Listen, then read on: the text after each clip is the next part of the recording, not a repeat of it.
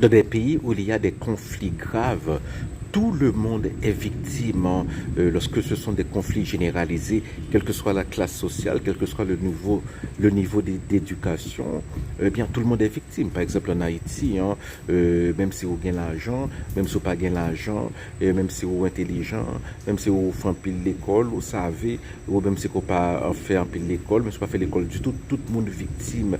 Mais de les conflits, c'est surtout en général les plus vulnérables, c'est-à-dire les femmes et les enfants qui souffrent le plus. On le voit en Haïti avec voilà l'explosion des crimes sexuels. Il y a des hommes qui en sont victimes aussi, mais les hommes en parlent peu. Mais c'est surtout les viols de masse, par exemple, en Haïti.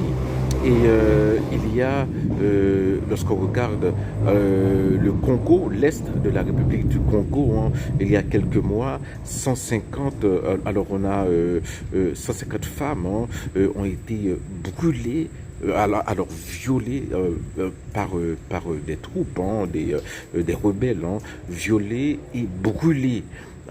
Et bien entendu, au Proche-Orient, les premières victimes des famines, ce sont les plus vulnérables.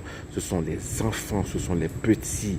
Et cette politique qui consiste à affamer des enfants pour atteindre des objectifs géopolitiques, pour atteindre des objectifs militaires, cette politique est infâme.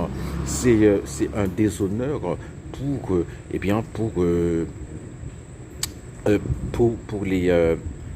non seulement les juifs qui ont été victimes d'Hitler, tous ceux qui ont été victimes d'Hitler, parce qu'il faut se rappeler que beaucoup de catholiques, de prêtres catholiques ont été aussi victimes d'Hitler, des Romanichels, comme on dit, les gens du voyage, et aussi des gens qui étaient des marginaux, comme des homosexuels, etc. Donc c'est un déshonneur pour tous ces gens-là, le comportement des dirigeants au Proche-Orient.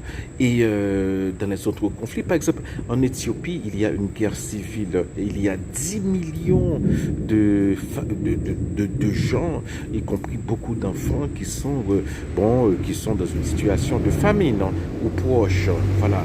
C'est le triste tableau du monde en ce moment. C'est un monde où on a fait beaucoup de progrès technologiques, mais où nos mentalités en tant qu'êtres humains n'ont pas évolué à la hauteur du développement de nos moyens technologiques.